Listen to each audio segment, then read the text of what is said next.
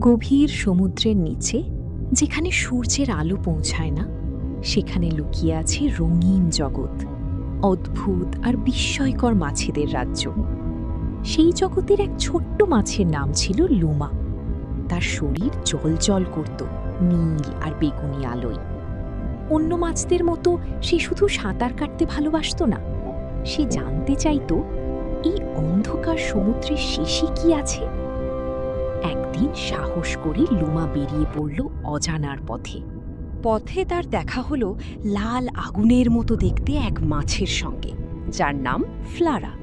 ফ্লারা বলল, এগিয়ে যেও না, সামনে ভয়ঙ্কর অন্ধকার। কিন্তু লুমার চোখে ভয় নয়, ছিল কৌতূহল। আরও সামনে গিয়ে সে দেখল এক বিশাল শান্ত স্বভাবের সবুজ মাছ, তার নাম অরিন। অরিন বলল, অন্ধকারকে ভয় পেও না, নিজের আলোতেই পথ খুঁজে নিতে হয়। অরিনের কথা শুনে লুমা বুঝল, আসল শক্তি বাইরের আলোতে নয়, নিজের ভেতরের আলোতে। সে নিজের আলো আরও উজ্জ্বল করে এগিয়ে গেল। হঠাৎ সে এমন এক জায়গায় পৌঁছালো যেখানে হাজার হাজার রঙিন মাছ একসাথে জ্বলজ্বল করছে। নীল, লাল, হলুদ, সবুজ, একটা জীবন্ত আকাশের মতো দৃশ্য।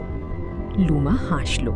সে বুঝতে পারল, অন্ধকারের শেষে ভয় নয়, সৌন্দর্য অপেক্ষা করে। সেই দিন থেকে লুমা আর শুধু একটি ছোট মাছ নয়, সে হয়ে উঠল সাহস আর আশার প্রতীক, যে নিজের আলোয় পথ খুঁজে নেয়।